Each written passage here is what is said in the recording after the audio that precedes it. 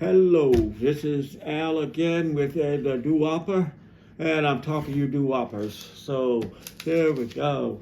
Well, we'd like for you to subscribe to this so we can keep right on calling, talking, and all of this good stuff and let you know all about these doo-wops and rock and roll and we're rhythm and blues. So we're gonna give you some up to date on a lot of these people that you know about, and some of you might not know about, but we're gonna tell you all about them. And these was really the history.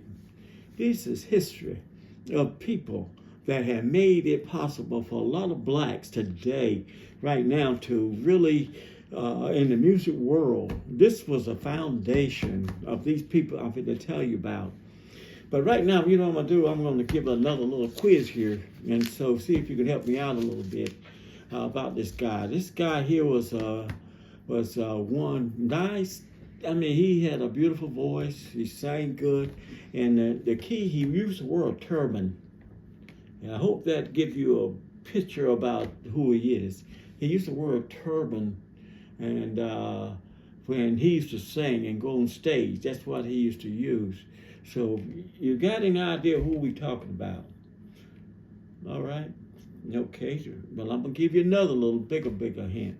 I'm gonna give you one of the songs he used to sing. You remember the song say, "Oh, sea rider, oh, see what you have done, oh, Lord, sea rider." I know you know it. I know you know it. I know you know it. I know you know who it is. So, but I tell you what, just a few people that might not know, I'm going to tell you who it is. That's Mr. Chuck Willis. Chuck Willis came up all the way back there, now really in the 50s. And he was a rock and roll guy now. No, I ain't going to say doo-wop. He was a rock and roll guy. He sung this song, "My mama done told me, don't hang up my rock and roll shoes," because he loved to rock and roll. That's the song he loved and he made big money on. So, don't hang up my rock and roll shoes. So this is Mr. Chuck Willis. And he was out of this world. But Chuck had his time and he had his good times.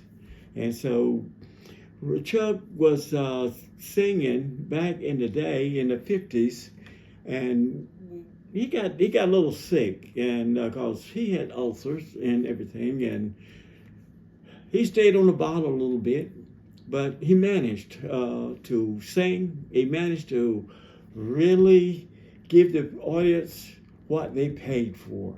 He was just plain old great, and what he done.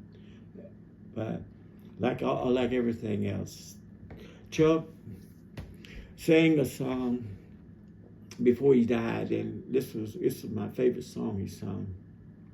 And what am I living for? I know you should remember that, you doo-woppers. And you know it goes like, "What am I living for if not for you? What am I living for if not for you? What am I living for if not for you? Baby, nobody else could do." That song was out of sight. I tell you, the guys, the girls, everything, sitting in that 57, 58 Chevrolet in the back seat, having a good time. All of this stuff old Chuck Willis could just, you didn't have to talk to the girl. Really, all you do is pull him in and play him, and he'll do the talking for you. I tell you, this guy was out of sight when he's singing. So, you know, Chuck Willis was, he was great. But that song was the last song that he made before he died. And he died, and like most of our rock and roll people, and unfortunately, he died with not no money. He was broke again, like all of them. But but the reason why he had the problem is that the government, right there, he didn't want to pay no taxes, and the government decided that they were going to take whatever he had. So unfortunately, he died. He had there was this ulcers and other things that ailments that he had. But he's a legend. Back in the day, he's a legend, and we all another one that fell so young. And I think I'm estimating, and I know he's in his 30s, and I think he was about 34, 35 years old. And that was early. That was very early for anybody to pass. But right then and there, back in those days, I'll tell you, and I can remember those days because I was there during those days. These rock and roll guys that sung, they had to work hard. They worked hard night and day to try to get the right song, right everything. It's just like they had to make a hit to keep getting the money. That when he sing a bad song, they don't sell, he don't get the money. So they had to work hard to stay high on the charts, to really enjoy a good life.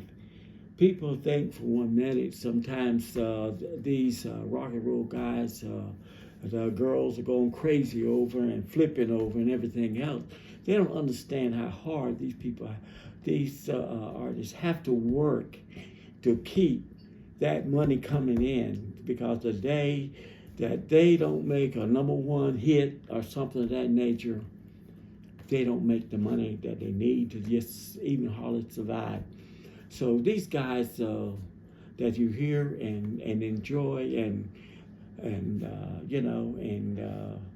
sometimes you take for granted, these guys got it made. They are really flamboyant and everything, and everybody loves them and calls them who they are and everything.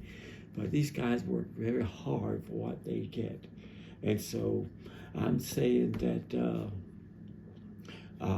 Chuck Willis was one that took good care of his family and everything, because his wife had the best of fur coats. She had the best diamonds and everything, and big Cadillacs and everything. But unfortunately, the government decided to take all the money. So unfortunately, he passed. And so right now, like all the rest of our doo-wop singers and our peoples and the rock and roll that passed, we still miss them and we still play them. And I'm going to still be talking about them. I'm going to be talking about them as long as I'm able to talk about them, because I love my doo-wop music. I love it. I love the way they tell their stories, how they tell you how they feel, how their heart feels. I just love that. So I know you love it too, and you subscribe to it. And so you keep me talking to you about it. Let me just keep telling you all about these rock and roll and these doo-wop singers, because of they are history. I'm telling you, they are history. So the next time around, come and join me.